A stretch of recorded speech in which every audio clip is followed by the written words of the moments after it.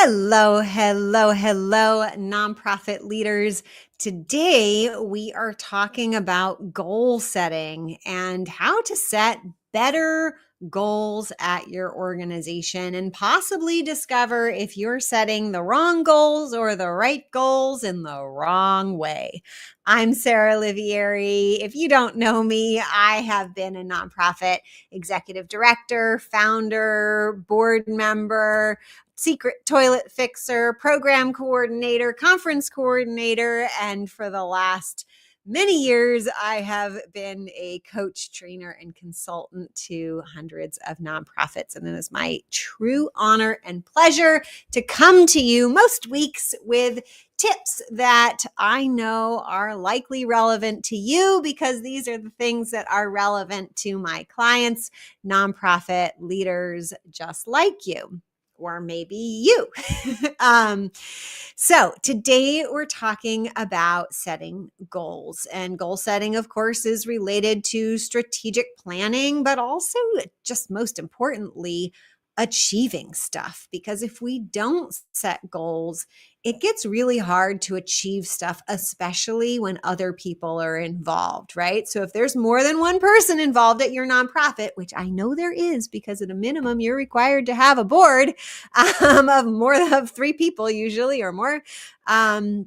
There's more than one person at your nonprofit, which means you need to be decent at goal setting and writing those goals down, which is really key. All right, let's get right into the tips. So for years, people told me about SMART goals and stuff, and I thought I was just really bad at setting goals. It was a very frustrating experience. So I did what I always do whenever something isn't working quite right. I did a super nerdy deep dive into the academic research, and here is the big truth that I found is there are 2 types of goals, and you have to set them in pairs. So anybody who ever told you, oh, set a goal, was leading you astray. You actually need to set 2 goals. What are the 2 types of goals? So the academics call them outcome goals and process goals. You can think of outcome goals as the reaction, the result that happens that you do not have direct control over, right? So if I want somebody to give me $100, unless I'm, trying to, that is an outcome. That is a result that I do not have direct control over. The other type of goal, the process goal, you can think of as the action that gets the reaction, right? The action that gets the outcome. I actually don't like to call them process goals. I like to call them execution goals because these are goals that you can execute, that you do have direct control over.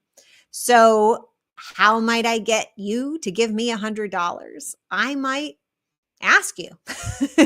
I might ask you and give you a really good reason. I might ask you repeatedly. I might not necessarily need $100 from you, but just $100. And so I might set a goal to call 100 people. That is within my control. I can't force them to answer the call. I can't force them to have a conversation with me, but I sure well have the power to try to start a conversation and make those calls. Okay, so that is the very first thing that you need to know in setting better goals or the right goals or setting goals in a better way, which is you're always setting goals in pairs. And think about, so often we are used to setting those process goals, the things we have direct control over, without really thinking about the result that we're looking for. Or we set result goals, outcome goals, and then we kind of glance over the execution part, and then often we get poor results on our outcome goals. All right, once you found yourself setting goals in pairs, here's what I want you to know. I want you to then, once you've got those 2 set, I want you to focus on your process goals. And by the way, you can have multiple process goals or execution goals, as I like to call them, for one outcome, right? Sometimes we actually have to achieve multiple things to get an outcome. And I want you to now, if you're working on a process goal or an execution goal, now you can apply that SMART formula, specific, measurable, actionable, I forgot what the R is at the moment. And T is time bound. Anyway, you can look up SMART goals, but you can apply all these specific things to of the SMART goal format to process goals, but please don't try to apply that formula to outcome goals. All right. So now when you focus, if you are evaluating your process or progress, if you're an executive director receiving an evaluation, the majority of the evaluation should be on, are you achieving the process goals, the execution goals, right? As far as evaluating you and outcomes, or you and your team members and outcomes, we want to see, did you set appropriate outcomes? Did your process or execution goals make sense for the outcomes that you're trying to achieve, right? But we don't want to evaluate or judge people's performance based on achieving outcomes only or directly. That's kind of secondary. All right. Third, what I want to share with you today is that to make your process goals or your execution goals really achievable, what I recommend is you set that goal and then you're going to create a list of projects. So maybe your goal is to raise, your outcome goal is to raise $100,000, and your execution goal is to do an email campaign to your email list, right? So complete an email campaign to our email list. That would be a process goal, or what I like to call an execution goal. Now I want you to break that goal into the projects. And if you really want to get good results, you'll make each project something that can be completed within 2 weeks. So one project might be planning, drafting all the emails for the campaign, getting all the stories that you're going to put in there, a lot of information to collect.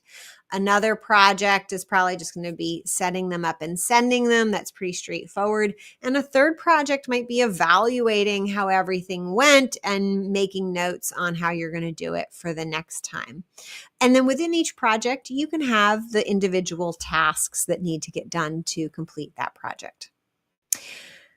Those are my tips for you today. If you focus on getting really clear on the outcomes you want to achieve, and then set the corresponding execution goals or process goals, or you could even call them tactics if you'd like, to achieve those outcomes. And then you really ask yourself, are these the best tactics? Are these the best execution goals to achieve that outcome that we can possibly muster with our given resources?